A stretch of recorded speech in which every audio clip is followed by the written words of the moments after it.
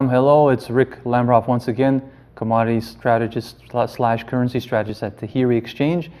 And we're continuing from last week how the markets, this is again the same issues that I've been talking about for the past couple of weeks.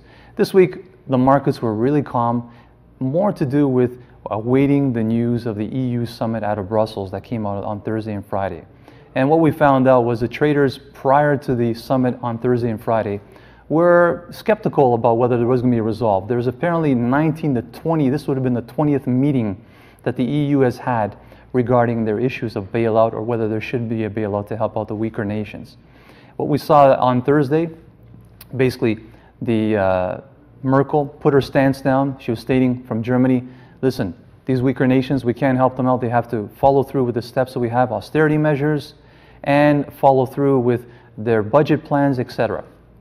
Friday, it was a panic situation, which happened today, and what happened, basically, Van Rompuy, the EU president, had everybody work together, and Germany approved the ESM, which is a stimulus package of 160 billion euros that's going to help out all the weaker nations. Think of this analogy. I give you a credit card, I have a massive amount on my credit card, but you are a person that spends frequently and you don't know how to save.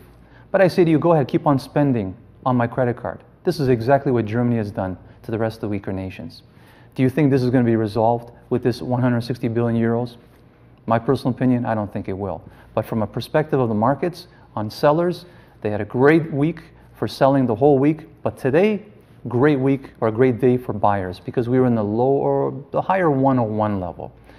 As I've always told a lot of my sellers, you sell at anything above parity, or closer to parity, you're doing well. For buyers, you had to pay a little more than parity, but still it was better than what it has been in the past 3 to 4 weeks.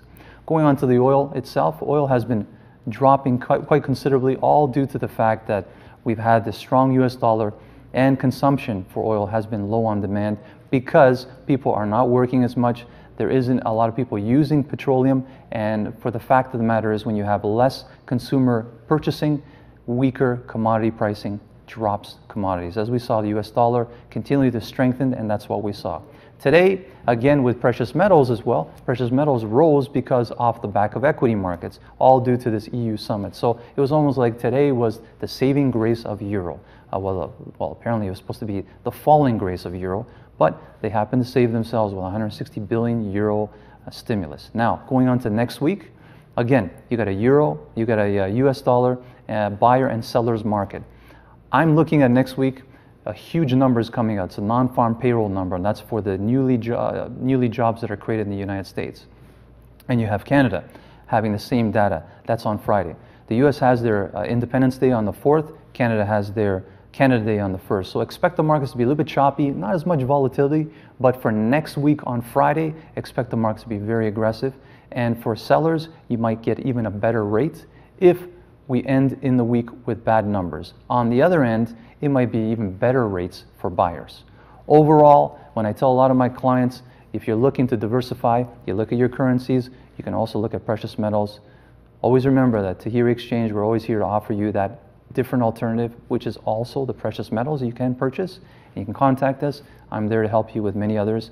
And feel free to contact us at Taheri Exchange for any special rates that you're looking for.